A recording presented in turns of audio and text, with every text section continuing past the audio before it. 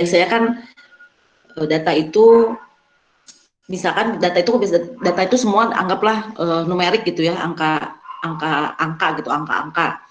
Nah, angka-angka ini kan bisa ketika kita punya data kumpulan angka gitu ya, kumpulan angka. Nah, itu kita bisa kategorikan angka-angka itu ke dalam level nominal, ordinal, interval atau rasio. Nah, kalau nominal itu ketika angka itu tidak bisa angka itu hanya sebagai simbol. Seperti itu. Angka itu sebagai simbol, misalkan perempuan dan laki-laki. Mereka kan tidak bisa jumlahkan kan, perempuan tambah laki-laki sama dengan perempuan nggak bisa. Jadi angka, bisa perempuan sama dengan 1, laki-laki sama dengan 2. Nah, ini adalah angka nominal, karena angka-angka ini hanya sebagai simbol daripada gender gitu. 1 itu menunjukkan perempuan, 2 itu menunjukkan laki-laki. Jadi kita tidak bisa melakukan penjumlahan 1 tambah 2 sama dengan 3 itu nggak bisa, karena 1 di sini tuh bukan benar-benar ada satu satuan gitu, nggak ada. 2 satuan kan nggak ada, dia hanya simbol saja, itu nominal. Jadi angka itu dikategorikan sebagai nominal kalau dia itu hanya sebagai simbol saja, tidak bisa dioperasikan secara matematika. Nah, kalau ordinal itu dia bisa, sebetulnya ordinal juga bisa sebagai simbol juga, tapi dia ada fungsi tambahannya. Dia menunjukkan urutan, seperti misalkan ranking 1, 2, 3, 4 gitu ya. Nah, ini bisa menunjukkan urutan, artinya ranking 1 lebih baik daripada ranking 2, ranking 3 seterusnya gitu. Tapi dia juga bisa simbol itu dalam artian berapa orang sih yang rankingnya 3 gitu. Nah, itu bisa dijadikan sebagai kategori juga gitu. Setiap angka itu pada prinsipnya bisa dijadikan kategori, tapi semakin tinggi levelnya semakin banyak fungsinya gitu. Nah, untuk rasio sama interval, nah dia selain bisa menunjukkan simbol, selain dia bisa menunjukkan ranking atau urutan, bisa diperbandingkan, dia juga bisa dijumlahkan 1 tambah 1 sama dengan 2 gitu. Misalkan berat badan gitu kan untuk interval itu, untuk rasio ya. Kalau rasio bedanya interval sama rasio itu hanya di 0 saja sih, status nolnya itu seperti apa. Kalau interval itu dia tidak berarti mutlak tidak ada gitu, tapi kalau rasio itu berarti mutlak tidak ada gitu. Itu aja sih bedanya, tapi perlakuan mereka itu untuk metode-metode sama, dan mereka bisa dilakukan operasi matematika seperti itu. Misalkan data berat badan, itu kan bisa dijumlahkan, atau jumlah mobil, jumlah kendaraan, nah itu bisa dijadikan rasio gitu. Karena ketika 0 berarti 0 mobil kan, absolut gitu. Seperti itu ya. Oh iya Bu. Terus kalau misalnya kayak nomor telepon itu masuk data mana Bu ya? Nomor telepon itu data nominal. Oh. Iya. Karena dia kan hanya sebagai simbol nomor untuk menghubungi kan. Tapi kita nggak bisa nomor telepon ini tambah nomor telepon ini berapa, kan nggak kayak gitu kan. Kita nggak pernah mengoperasikan seperti itu. Oh iya Bu, makasih Bu. Iya. Terima kasih. Baik. Kalau ada pertanyaan lagi mungkin 3 menit lah saya kasih. Kalau ada pertanyaan lagi sebelum kita lanjut, berarti kita punya 45 menit buat materi ya. Gitu. Oke. Baik. Kalau nggak ada, Izin bertanya. Oke, Jihan. Yang ini jenis data yang discrete sama kontinu kan Bu? Nah, itu kan kalau discrete kan dari penghitungan. Kalau kontinu itu kan dari pengukuran. Nah, misal kalau nanti data kuantitatifnya itu berupa berapa kilogram, tapi itu bulat gitu Bu, 2 kilo, 3 kilo, 5 kilo kayak gitu, datanya itu masih termasuk kontinu apa ke discrete?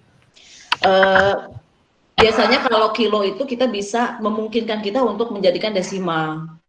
Jadi kalau misalkan berat itu biasanya kecenderungannya dia itu kontinu. Karena walaupun dia bulat, tetap secara esensi dia bisa didesimalkan gitu. Kecuali kalau kayak telur, jumlah telur apa itu kan jarang lah kita 1,5 telur gitu ya. 1,5 butir telur tuh kan jarang, 1 butir, 2 butir. Tapi kalau kayak berat itu masih memungkinkan dia tetap dianggap kontinu gitu. Oh, tapi ya kalau misalnya rasanya sih jarang lah ya kalau misalnya memperlakukan berat itu sebagai diskrit, itu bisa cenderungnya ke kontinu si Jihan gitu. Baik Bu, terima kasih.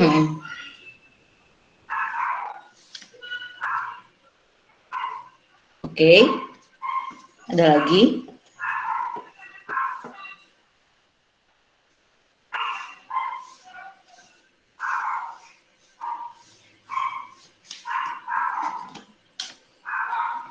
Oke, kalau nggak ada kita lanjut ke materi ya.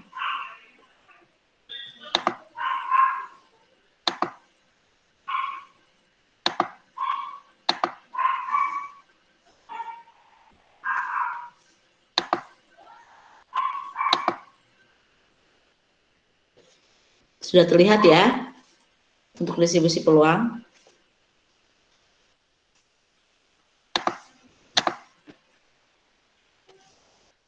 Sudah terlihat? Sudah Bu. Sudah Bu. Oke, ya, kita mulai ya. Baik, untuk pertemuan ini kita akan membahas tentang distribusi peluang. Ini terdiri dari 5 bagian. Yang pertama review dan preview, kemudian ada variabel random atau variabel acak, kemudian ada distribusi peluang binomial, kemudian ada mean atau rata-rata, variance, dan standar deviasi daripada distribusi binomial, dan distribusi peluang Poisson. Nah ini, jadi untuk bagian ini kita menggabungkan metode daripada statistik deskriptif yang dibahas di pertemuan kedua dan ketiga, dan konsep tentang peluang yang kita pelajari di pertemuan keempat untuk mendeskripsikan dan menganalisis gitu ya. Nah untuk distribusi peluang ini itu menggambarkan, dan jadi distribusi peluang ini menggambarkan apa yang mungkin akan terjadi daripada apa yang sesungguhnya terjadi. Jadi kemungkinan yang akan terjadi gitu ya. Dan formatnya itu bisa dalam bentuk grafik, tabel ataupun formula untuk distribusi peluang ini. Nah untuk jadi ketika kita ingin memahami distribusi peluang, pertama kita perlu untuk memahami konsep daripada random variabel acak gitu ya, dan bisa membedakan seperti yang Jihan tadi sebutkan, bisa membedakan antara variabel acak yang random dan diskrit, yang diskrit dan continuous. Nah pada bagian ini kita akan fokus dengan distribusi peluang yang sifatnya diskrit, seperti itu, yang sifatnya menghitung tadi ya. Jadi khususnya kita akan membahas tentang distribusi peluang binomial dan Poisson. Nah ini menggabungkan antara metode deskriptif dan metode peluang probabilitas. Nah seperti ini ya. Jadi kalau misalnya kita roll die, dadu ya, melempar dadu. Nah ketika melempar dadu itu ketika kita misalnya ketika kita berapa kali nih untuk berapa kali trial gitu ya, berarti kan F-nya tuh berapa kali frekuensinya. Nah untuk misalkan 1 itu munculnya 8, 2 munculnya 10, misalkan berapa kali ya, 8 tambah 10 tambah 9, 12, 11 itu ya, pokoknya itu jumlah daripada frekuensinya. Ternyata dari sekian frekuensi itu munculnya 1 ada 8, itu kan kita mengumpulkan data sampel gitu kan. Kita membuat data sampel dengan melakukan melempar dadu berapa kali gitu, dan kemudian kita temukan seperti ini distribusinya. Ini kan distribusi frekuensi nih. Nah dari distribusi frekuensi ini kita bisa menemukan X barnya, rata-rata sampelnya berapa sih, rata-rata 3,6, kemudian standar deviasinya berapa, 1,7 gitu kan. Nah di chapter 4 kita kan belajar tentang peluang dari setiap outcomes. Nah, jadi kan ketika 1 kali lempar dadu, itu kan masing-masing daripada angkanya itu kan punya peluang yang sama, yaitu 1/6. Nah, ini ada peluang yang muncul, yang mungkin muncul. Jadi, peluang munculnya angka 1 itu sama dengan 1/6. Peluang munculnya angka 2 itu sama dengan 1/6. Jadi, kalau kita mau membuat suatu distribusi peluang, nah seperti ini, berarti untuk ketika munculnya angka 1, dia 1/6 gitu kan, munculnya angka 2, 1/6, demikian seterusnya. Nah ini nanti kita temukan mu-nya, nah itu ada nanti ya rumusnya.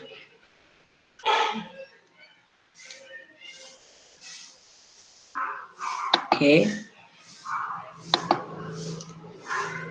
Nah, bagian ini kita akan membahas tentang konsep distribusi peluang, gitu ya, konsep penting gitu terkait distribusi peluang yang jadi yang dimana peluang daripada setiap angka dari variabel itu ditentukan dengan suatu kemungkinan gitu, suatu kesempatan lah gitu ya.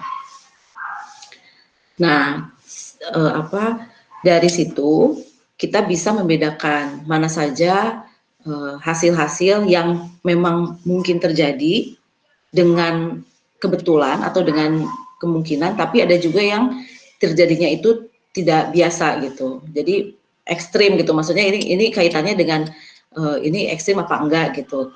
Ini normal nggak sih kejadian ini muncul gitu, atau dia nggak normal, dia nggak biasa gitu. Dan kita bisa bedain ketika kita dari distribusi peluang itu. Nah, jadi kita untuk konsep utama kunci ya, konsep kuncinya itu adalah variabel acak dan bagaimana kaitannya dengan distribusi peluang gitu. Jadi beberapa konsep kunci ini adalah tentu saja variabel acak dan kaitannya dengan distribusi peluang. Kemudian bagaimana membedakan antara variabel acak yang diskrit dengan variabel acak yang continuous. Kemudian kita membangun suatu formula untuk menemukan atau menghitung mean, variance, dan standar deviasi untuk distribusi peluang ini. Kemudian menentukan apakah outcomes itu terjadi karena kebetulan atau normal aja gitu ya, atau mereka memang nggak biasa gitu. Jadi mereka bukan random, bukan acak, mereka memang dengan suatu ya memang nggak biasa lah gitu. Nah, random variable itu apa? Jadi random variable itu adalah suatu variabel yang biasanya itu didenotasikan dengan X yang memiliki suatu angka numerik yang single, suatu angka lah ya, memiliki satu angka gitu ya, ditentukan dengan suatu kemungkinan kan untuk setiap hasil pada suatu prosedur gitu. Jadi secara acak aja gitu kan, kita ambil nggak dengan sengaja atau apa. Jadi memang acak gitu, kebetulan gitu dapatnya angka segitu gitu. Nah, untuk distribusi peluang itu adalah suatu deskripsi yang memberikan peluang untuk setiap angka pada suatu variabel acak gitu ya. Dan ini biasanya disajikan dalam bentuk grafik, tabel, atau formula. Jadi distribusi probability ini adalah suatu suatu gambaran ya, bisa grafik, tabel, atau formula tadi ya, yang menyandingkan antara angkanya dengan peluangnya gitu. Nah, itu itu discrete dan continuous random variable. Ini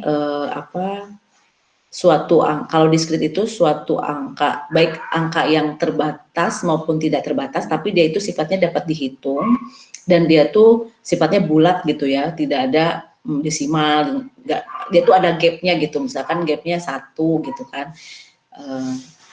Jadi dia itu ya seperti tadi, kalau misalkan seperti berat badan atau berat gitu, itu kan diukur kan, bukan dihitung kalau berat itu.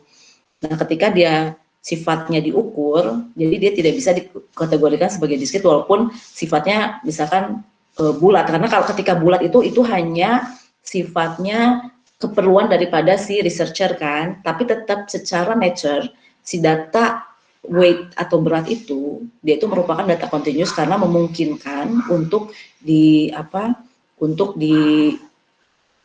karena dia itu sesungguhnya tidak punya gap gitulah poinnya gitu. Secara nature dia itu continuous gitu kalau untuk yang weight tadi. Tapi kalau sifatnya yang butir telur atau jumlah buah-buahan gitu kan, nah itu biasanya kan discrete gitu ya hasil menghitung. Nah, ini continuous itu ketika nggak ada gaps atau interruption gitu ya. Nah, ini adalah ketika distribusi peluang itu disajikan dalam bentuk grafik. Nah, ini adalah histogram peluang. Nah, ini sangat mirip ya sama histogram frekuensi relatif, tapi untuk hanya skala vertikalnya saja nih yang dia itu menunjukkan daripada peluang gitu. Seperti itu. Nah, persyaratan daripada distribusi peluang ini itu jumlah dari peluang terjadinya X itu harus semua sama dengan 1. Kemudian untuk setiap angka X itu harus lebih besar dari sama dengan 0 atau kurang dari sama dengan 0. Ini adalah requirements daripada distribusi peluang.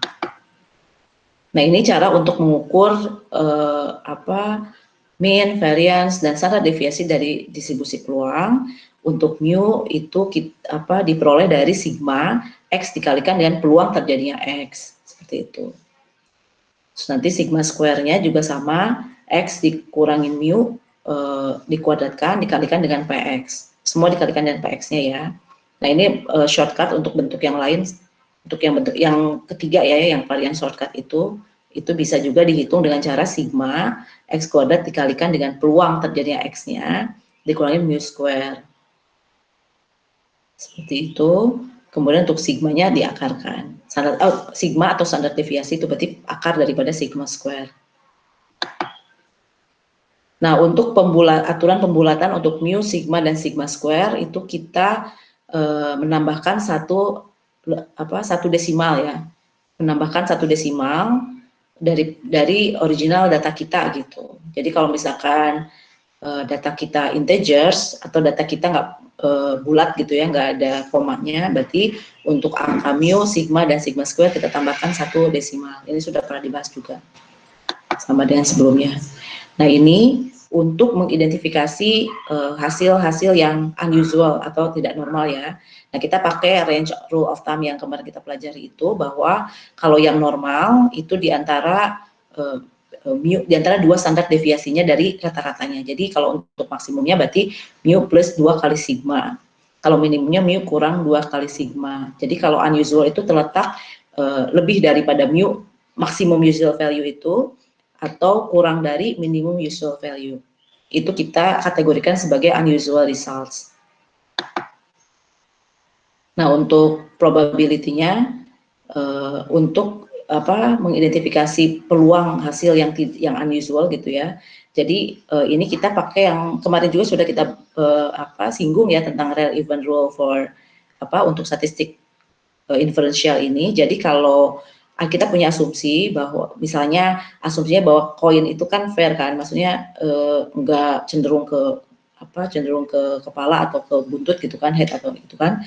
Nah, peluang dari suatu kejadian gitu ya, suatu kejadian khusus misalnya munculnya 992 kepala di 1000 toes gitu ya, tosis kan, dari sebuah koin itu sangat kecil kan gitu kan, pasti sangat kecil gitu. Dia munculnya ada 992 kepala di 1000 tosis itu pasti sangat kecil, ekstrim kecilnya.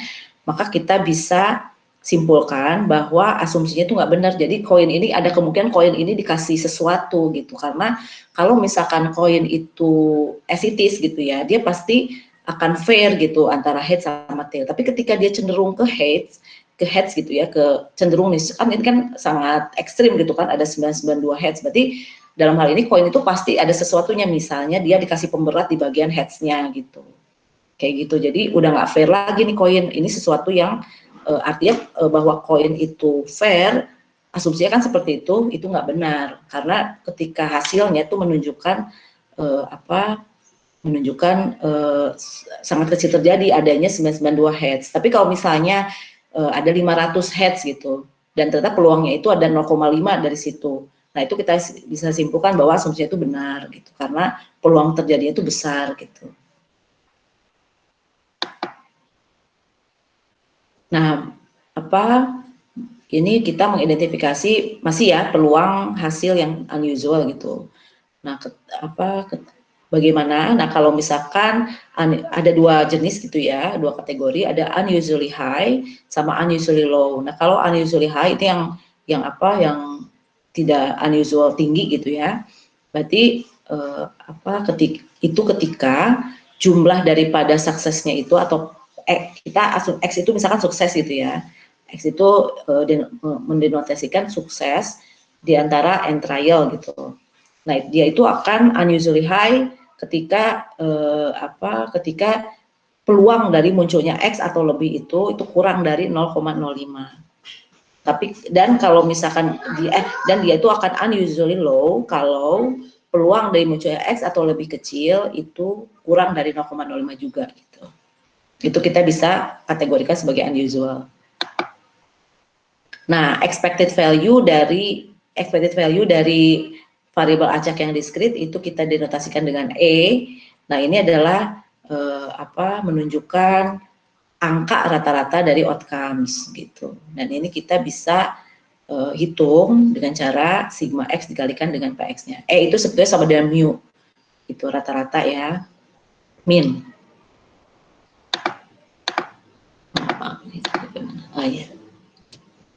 Oke, jadi pada bagian ini kita sudah mendiskusikan tentang bagaimana pengkombinasian metode antara statistik deskriptif dengan peluang, kemudian ada variabel acak dan distribusi peluang, kemudian histogram peluang, persyaratan daripada distribusi peluang, kemudian mean, varian, standar deviasi dari distribusi peluang, kemudian mengidentifikasi hasil yang unusual, sama expected value. Sampai sini ada pertanyaan? Dipersilakan.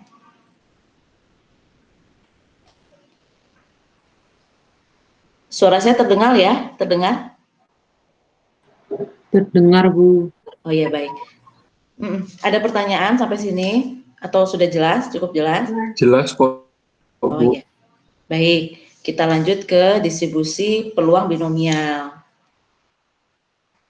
Nah, jadi untuk bagian ini kita akan membahas tentang definisi dasar dari distribusi binomial bersama dengan notasinya, kemudian metodenya untuk mencari angka peluangnya.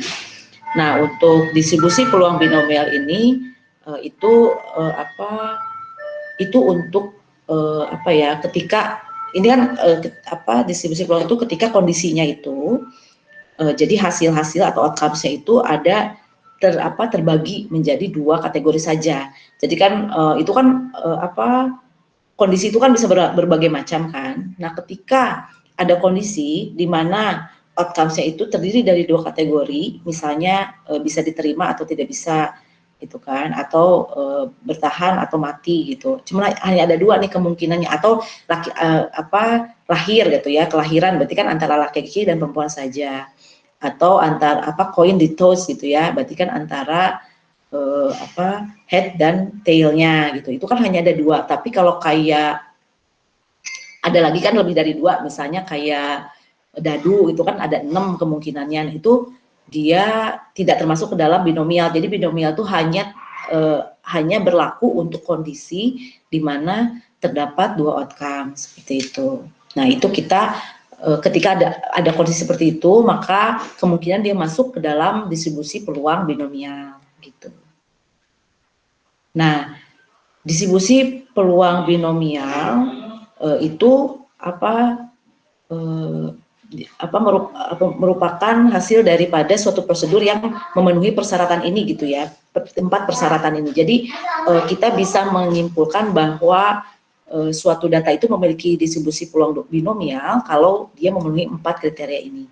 Yang pertama, prosedur itu punya nomor yang fix, nomor yang fix atau jelas gitu ya, jumlah percobaannya. Jadi nggak yang tak terhingga gitu. Misalkan ini dari 1000 percobaan, dari 500 percobaan gitu kan, bukan dari percobaan yang tak terhingga.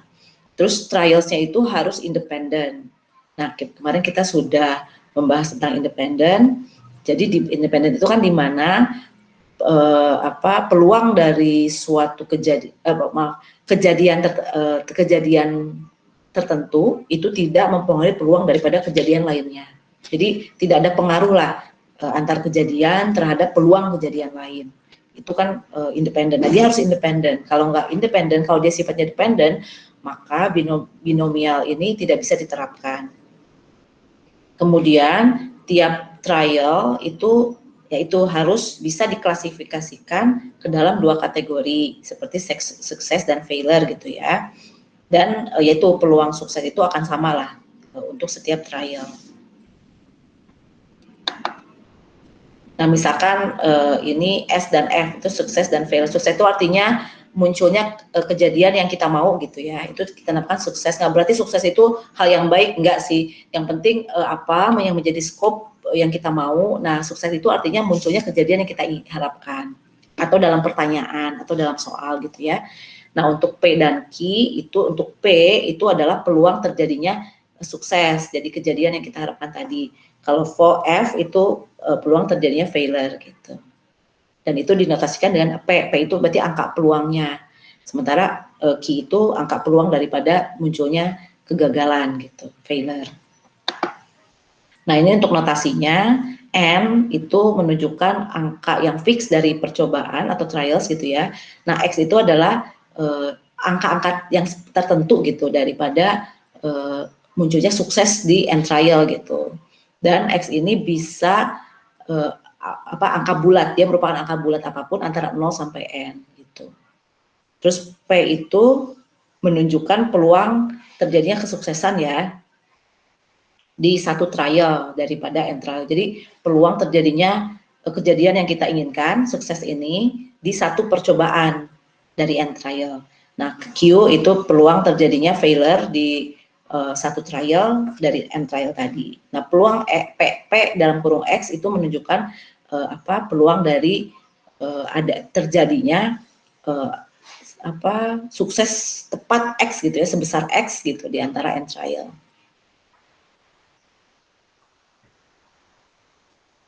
Nah, kita harus memastikan ini yang menjadi perhatian ya, perlu yang menjadi bahan perhatian. Jadi X dan P harus harus mengacu pada kategori yang sama, yaitu sukses gitu. Jangan sampai ketika X-nya itu adalah sukses, tapi P-nya itu gagal gitulah. Pokoknya mereka harus kategori yang sama gitu. Nah, kalau misalnya kita ada sampling tanpa replacement, itu kan artinya dependent ya. Nah, kita tetap bisa men-treat sampel tersebut sebagai independen, padahal kan sesungguhnya dia dependent, tapi kita bisa men-treat dia sebagai independen, artinya bisa tetap dimasukkan ke dalam binomial distribusi gitu ya, kalau N-nya itu, jumlah sampelnya itu kurang dari 0,05 N besar. Jadi ini seperti yang kemarin, jadi kalau misalnya sampel kita itu kurang dari 5% dari populasi yang besar, jadi populasinya juga harus besar gitu kan, dan dia hanya kurang dari 5% yang di jumlah sampel kita. Nah, itu walaupun dia sebetulnya dependent sampel, kita bisa tetap treat dia sebagai independent gitu, karena dia N-nya kecil gitu, kurang dari 5% populasi. Nah, kita akan membahas 3 metode untuk menghitung peluang yang terkait dengan variabel acak X ya pada distribusi binomial. Nah, ini pertama kita menggunakan formula. Jadi untuk formulanya seperti ini, N faktorial dibagi N minus X faktorial dikali X faktorial. P itu kan pangkat X, kemudian Q pangkat N minus X. Untuk X-nya itu 0, 1, 2 sampai dengan N. N-nya adalah jumlah percobaan, X-nya adalah jumlah sukses, terjadi sukses di antara N trials. P-nya itu peluang terjadinya kesuksesan gitu ya di salah satu trialnya, dan Q itu probability terjadinya failure di salah satu trial gitu. Nah, ini kan seperti kalian kita bahas sebelumnya, ini adalah permutasi ya, ini permutasi gitu, dan ini pengalian antara peluang sukses dan Q itu peluang gagalnya. Jadi kalau misalkan X-nya itu 2, berarti kan di sini ada 2 kali nih P kali P gitu kan. Kalau misalnya ada 5M gitu ya, N-nya itu sama dengan 5 misalnya, berarti kan X-nya misalkan X-nya misalkan 5 kelahiran, X-nya misalkan 2 perempuan, kemudian berarti P sini kan terjadinya 2 perempuan kan, 2, berarti P dikali P di sini misalkan peluang terjadinya perempuan, dan Q terjadinya laki-laki gitu, ada 3 kan, berarti kalau misalkan kita kombinasinya 2 perempuan dan 3 laki-laki, seperti itu. Nah, ini yang kedua, metode yang kedua kita pakai teknologi, artinya kita pakai software untuk menghitung peluang binomial. Itu bisa StatDisk, Minitab, ya, Excel, atau kalkulator. Kemudian yang ketiga, cara ketiga, kita pakai tabel. Nah, itu ada di buku Triola, tapi tentu saja N-nya terbatas, kalau nggak salah N-nya sampai dengan 12 apa 8 gitu. Jadi kalau misalnya N kita lebih dari, ya N-nya 12 ya. Nah, kalau misalkan N-nya itu lebih daripada 12, ya tentu saja kita tidak bisa menggunakan tabel ini. Kita harus pakai cara yang lain. Kemungkinan software gitu ya. Nah, jadi untuk menghitung peluang binomial ini, pertama kita gunakan software atau kalkulator jika ada. Nah, kalau misalkan tidak ada, maka kita gunakan tabel A1 kalau memungkinkan. Kalau enggak juga, kita pakai formula seperti itu. Nah, ini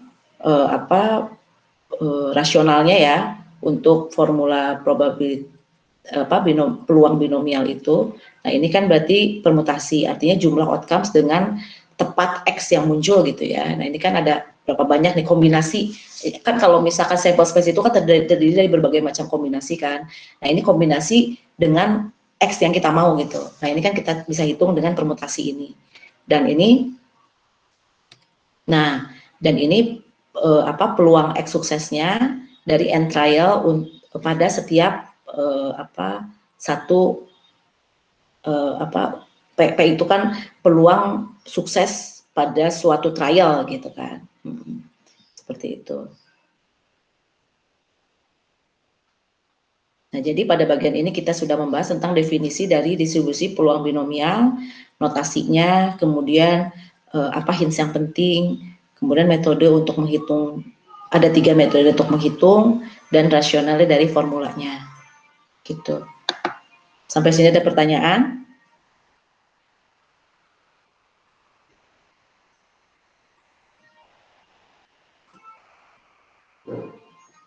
Oke. Kalau tidak ada, kita lanjut ke apa ini? Oh ya, untuk mencari, menghitung means, variance, dan standar deviasi dari distribusi binomial. Jadi untuk bagian ini kita akan membahas tentang karakteristik penting dari distribusi binomial yang mencakup pusat, variasi, dan distribusinya, gitu ya. Jadi kita akan menghitung mean, variance, dan mean variance. Nah, mean itu kan ukuran pusat, variance dan standar deviasi kan merupakan ukuran variasinya. Jadi kita perlu untuk bisa menginterpretasikan ya dan memahami angka-angka tersebut.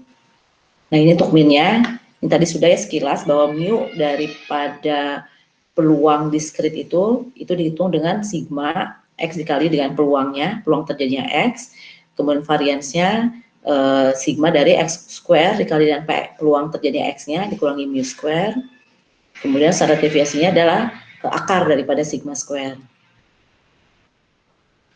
Nah, untuk distribusi binomial, formulanya bisa didapatkan dengan formula seperti ini. Jadi untuk mu-nya kita kalikan antara N, jumlah trialnya itu ya, dikalikan dengan P, jadi peluang sukses di salah satu trial gitu. Kemudian untuk sigma square-nya, N dikali P dikali Q. Ya, Q itu adalah peluang daripada failure di salah satu trial, di setiap trial gitu. Nah, untuk sigma-nya itu tinggal diakarkan daripada sigma square. Nah, untuk hasilnya, untuk interpretasi result, nah kita juga bisa menghitung angka-angka yang unusual, yang usual atau unusual. Nah, ketika kita kategorikan sebagai usual, jika dia terletak di antara maksimum usual values, di antara minimum usual values dan maksimum usual values. Untuk maksimum usual values-nya didefinisikan dengan mu plus 2 kali sigma. Minimum usual values didefinisikan dengan mu dikurangin 2 sigma. Jadi kalau misalkan ada X yang berada lebih daripada maksimum usual values atau lebih kecil daripada minimum usual values, maka kita kategorikan dia sebagai unusual. Nah, ini ya. Ini untuk mean, varian, standar deviasi untuk distribusi peluang diskrit. Seperti itu. Dan juga kita sudah tahu gitu ya formula untuk mean, varian, dan standar standard deviation untuk distribusi peluang binomial serta menginterpretasikan resultnya, dalam hal ini mengidentifikasi usual atau unusual value-nya.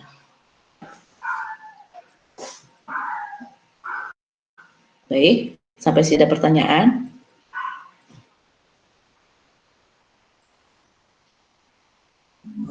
Belum, Bu. Belum ya.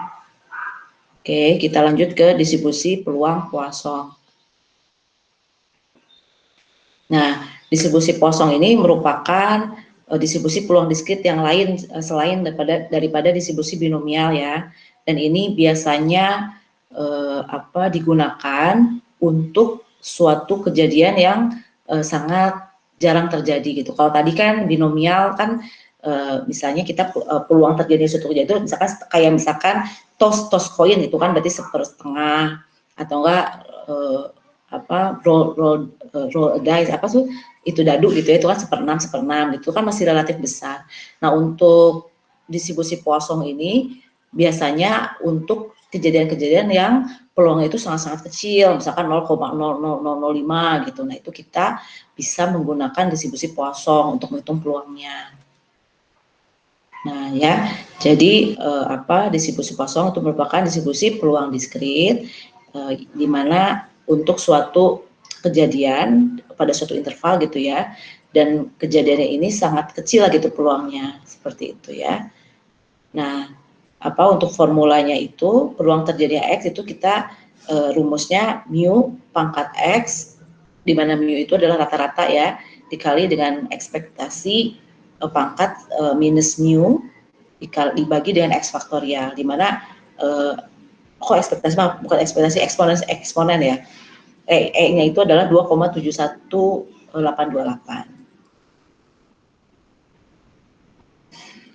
Jadi persyaratannya itu adalah suatu variabel acak X ini itu merupakan jumlah kejadian dari suatu event pada suatu beberapa interval gitu. Dan terjadinya itu random dan independen juga, kemudian harus distribusinya itu uniform gitu pada interval yang digunakan gitu ya. Minnya mu, sigmanya adalah akar mu, standard deviation-nya akar mu. Nah, ini minnya sama dengan mu, ini tadi sudah ya, standard deviasinya akar mu. Nah, ini perbedaannya antara distribusi Poisson dengan binomial.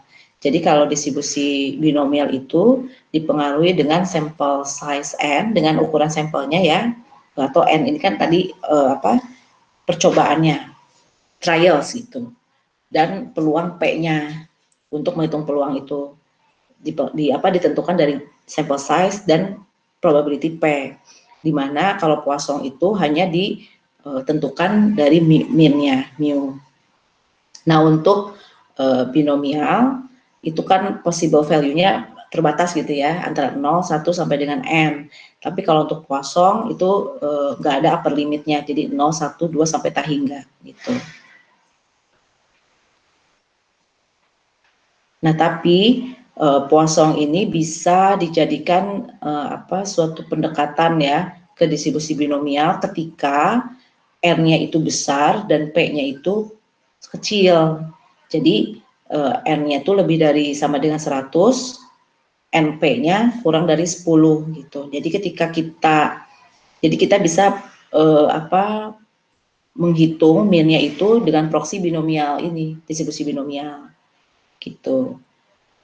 Jadi ketika N-nya itu lebih dari 100 dan N dikali P-nya itu kurang dari 10, maka untuk menghitung mu-nya itu kita bisa gunakan N dikali P. Ini kan rumus ini kan sama dengan binomial tadi ya. Seperti itu.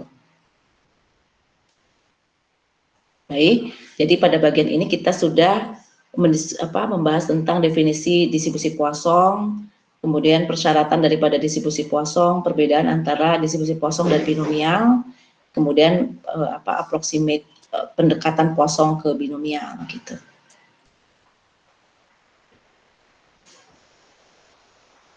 Oke, ini kita masih 12 menit lagi.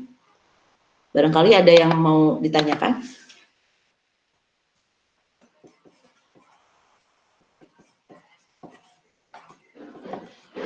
untuk materi-materi sebelumnya juga nggak apa-apa. Seperti tadi Natasha ya bertanya tentang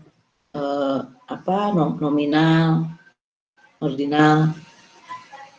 Ada pertanyaan lagi? Oh, atau yang kemarin ya, sebentar.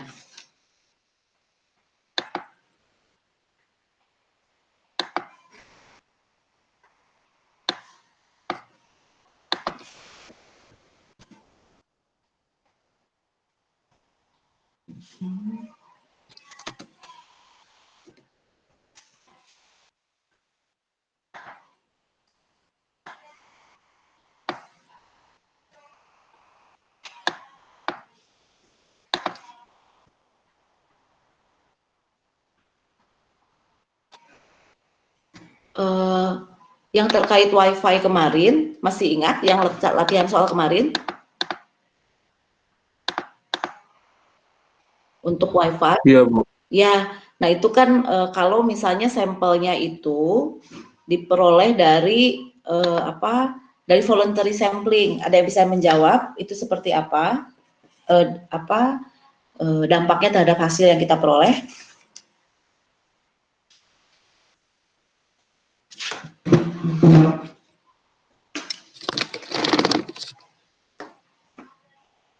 Ada mau coba jawab? Ataukah saya tunjuk saja ya? Baik, mungkin Riza bisa coba jawab.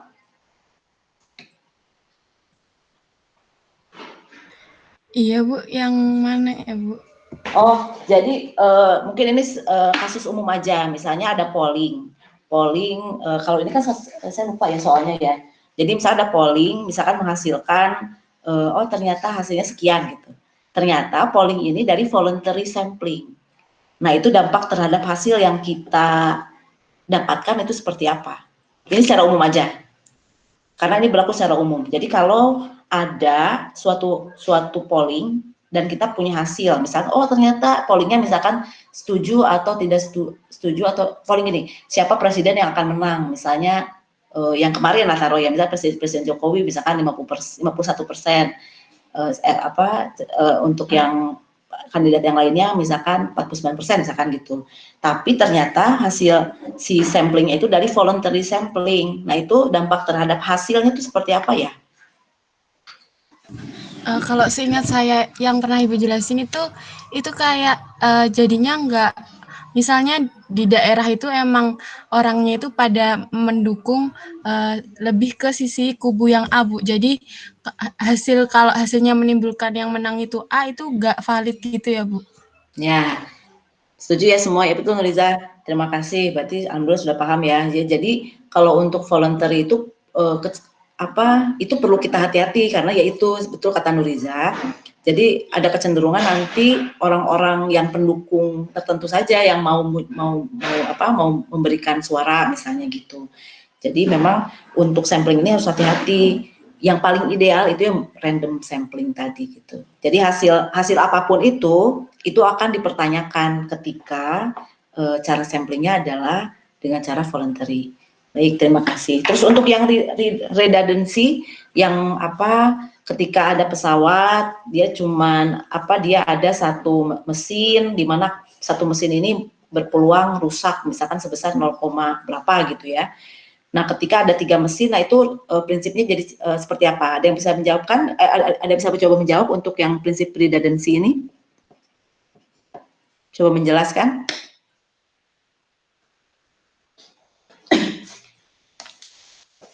Coba ya, atau kita lihat lagi deh ini.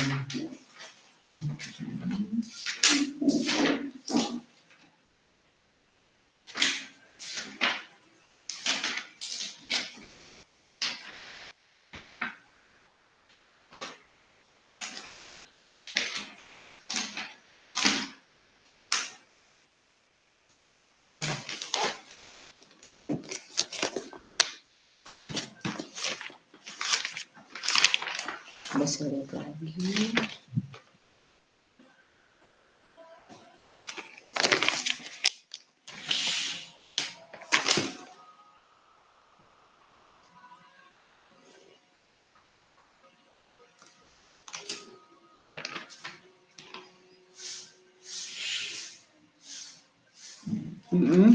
Yang nomor 19 yang tentang ini, yang tentang redundancy in computer hard drives. Nah, itu seperti apa? Ada yang coba menjelaskan? Yang nomor D-nya ya. Jadi bagaimana reliabilitasnya ketika kita ada backup drives gitu. Ada yang mencoba menjawab? Atau saya tunjuk ya. Ini kita ada 6 menit lagi. Coba Indra.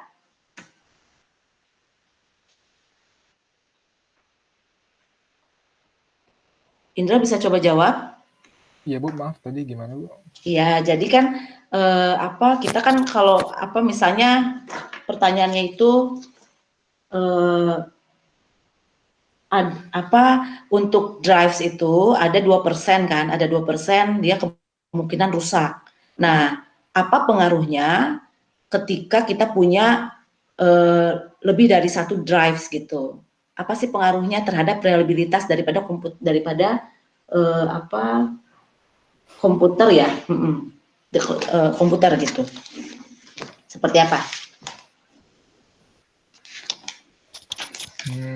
Saya sebenarnya nggak tahu, tapi saya izin berpendapat aja Bu ya. Iya. Mungkin menurut saya, mungkin pengaruhnya kalau lebih dari satu mungkin bakal signifikan Bu, kalau misalnya rusak. Menurut saya gitu. Kalau misalnya rusak akan signifikan apa, maaf?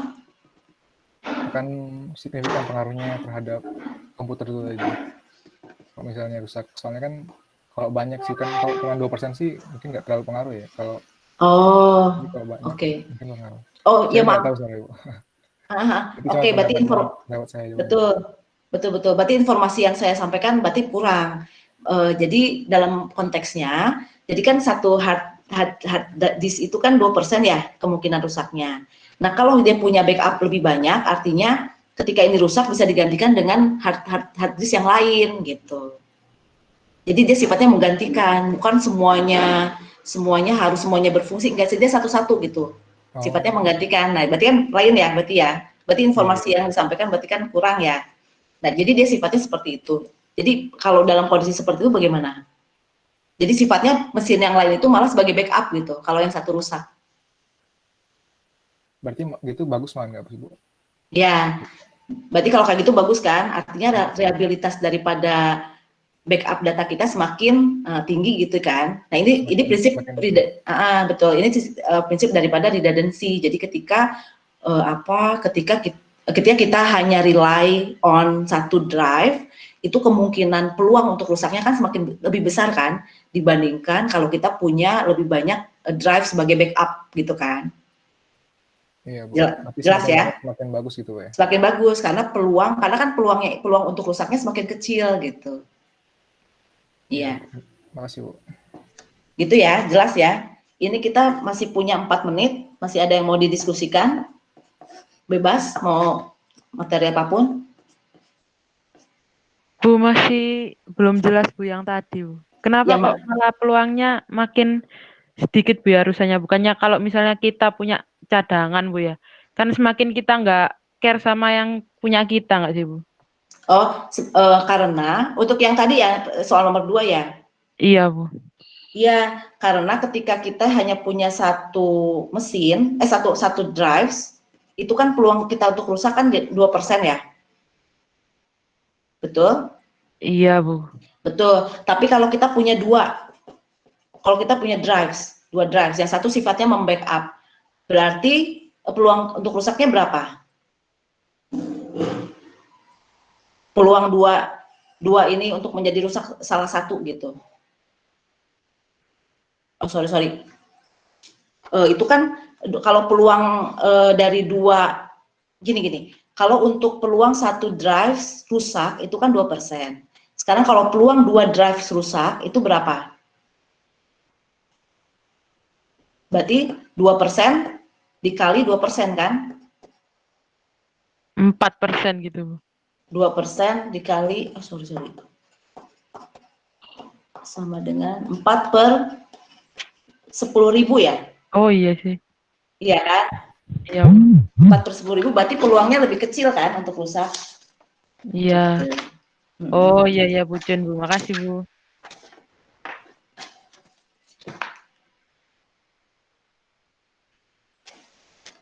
Jelas? Kita punya 2 menit lagi. Ada yang mau dibahas lagi?